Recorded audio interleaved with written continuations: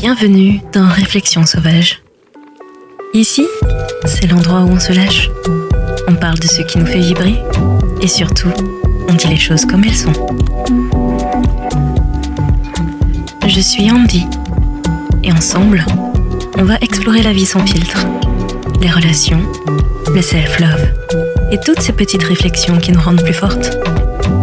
Installe-toi confortablement, prends un café, un thé ou un verre de vin et prépare-toi à des discussions 100% vraies, pleines de rire et de réflexion. Allez, c'est parti. Réflexions sauvages, let's go.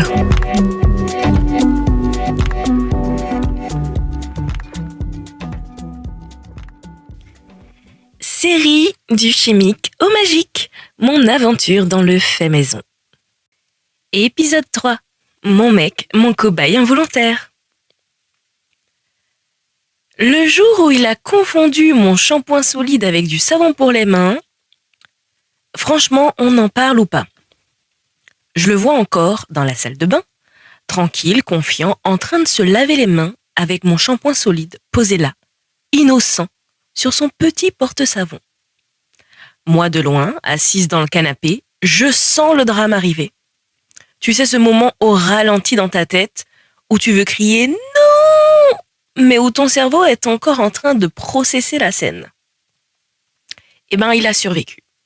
Il n'a pas perdu ses mains, il n'a pas fondu, et surtout, il ne m'a même pas fait de réflexion.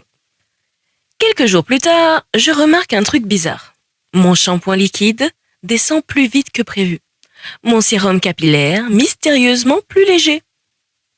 Je demande innocemment, « Dis, t'as utilisé mon shampoing ?»« Ouais, il est pas mal en fait. » Pas mal?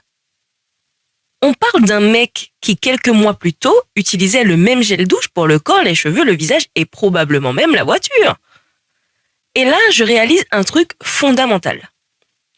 Les plus sceptiques sont souvent les plus grands convertis, mais à leur rythme, sans discours, sans PowerPoint sur les perturbateurs endocriniens, juste avec de l'expérience et parfois un peu de chaos dans la salle de bain. Parce que oui, quand tu te lances dans le fait maison, ta salle de bain devient un terrain d'expérimentation, que ce soit pour toi ou pour les autres. Des pots qui traînent, des odeurs qui surprennent, des produits qui changent de place et des confusions improbables. Mais c'est aussi là que la magie commence.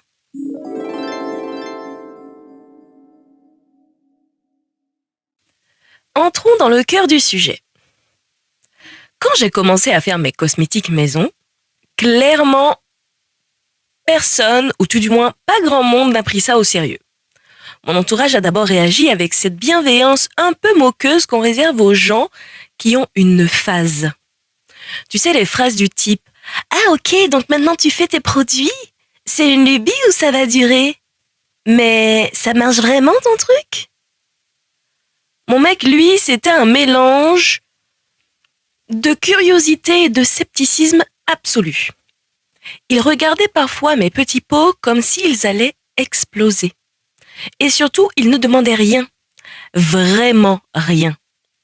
Jusqu'au jour où il a utilisé mon shampoing par erreur, puis il a remarqué qu'il se grattait moins le cuir chevelu, puis que sa peau tirait moins après le rasage, puis que finalement il sentait bon. Et là, la bascule. Parce que oui, pour moi par exemple, qui ai la peau atopique, j'ai commencé à aller mieux. Moins de plaques, moins de démangeaisons, moins de réactions cheloues. Et ça, tu peux te moquer tant que tu veux. Mais quand tu vois le résultat, tu te tais et tu observes. Petit à petit, les blagues ont laissé place à des phrases comme « Tu pourrais me refaire le soin du visage que tu m'avais donné? Il était bien ton truc là, celui qui sentait la lavande. T'en as encore ou faut que j'attende ?» Et là, tu te dis « Ok, on a gagné une bataille. » Mais ce qui a le plus changé, c'est pas juste la salle de bain. C'est le quotidien. Il y a moins de produits, ou pas, moins de réactions cutanées, for sure. Plus d'échanges, plus de moments où je lui explique ce que je mets, pourquoi, comment. Et j'adore quand il me demande de lui repréparer son soin visage. Déjà parce que c'est mignon, mais surtout parce que ça veut dire qu'il me fait confiance. Et bon, soyons honnêtes, je n'ai toujours pas réussi à le convaincre de faire des ateliers DIY ensemble. Le rêve de nous deux en tablier à touiller de l'argile, toujours pas. Mais tu sais quoi, c'est ok. Parce que convaincre, c'est pas forcer. Et convertir, c'est surtout montrer, pas imposer.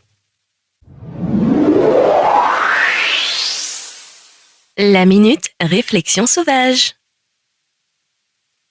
Faire les choses maison, c'est pas juste fabriquer des produits, c'est créer du lien avec son corps, du lien avec les autres.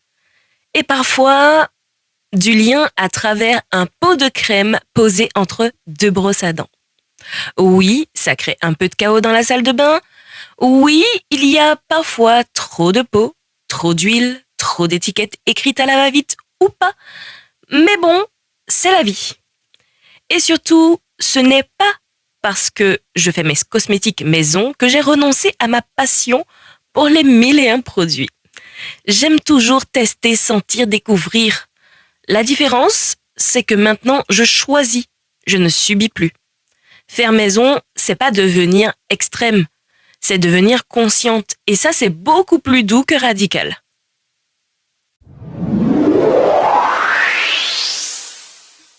Les conseils sauvages. Si toi aussi tu veux embarquer ton mec, ta famille ou tes potes dans l'aventure, voici la règle d'or. Ne jamais convaincre de force. À la place, je te propose. En premier, commence par les laisser tester sans leur dire. Un savon qui traîne, un déo au hasard, un shampoing qui sent bon. Ils aiment, tu révèles la vérité après. Effet garanti. Deuxièmement, ne critique jamais leurs produits industriels. Et encore moins frontalement. Sinon, tu passes pour la donneuse de leçons. Et personne n'aime ça. Explique-leur consciemment qu'une alternative plus saine peut être meilleure pour la santé et que certains produits industriels contiennent des choses pas toutes roses du tout. Troisièmement, propose, n'impose jamais. Si tu veux, je peux t'en faire un. Pas, tu devrais tout de suite arrêter d'utiliser ça. Quatrièmement, montre les résultats, pas les discours. Une peau plus douce, des cheveux plus soyeux ou des cernes atténuées parlent mieux qu'un TED Talk. Et cinquièmement, accepte qu'ils n'iront jamais aussi loin que toi. Et c'est très bien comme ça. Le but, c'est qu'ils se sentent à l'aise et que tu fasses découvrir ta passion. Pas de les convertir. Ce n'est pas une secte.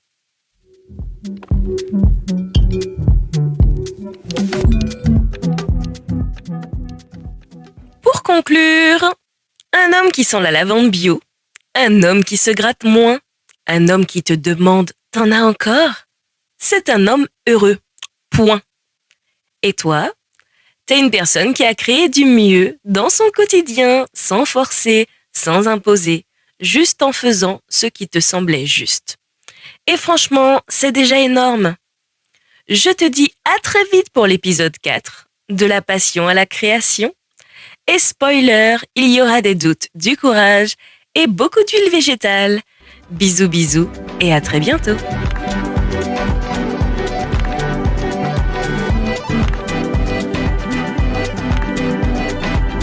Et voilà, c'est tout pour cet épisode de Réflexion sauvage.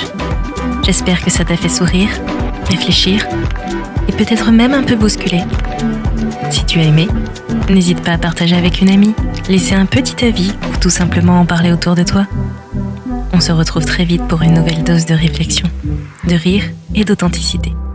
D'ici là, n'oublie pas, reste sauvage, reste vrai et surtout prends soin de toi.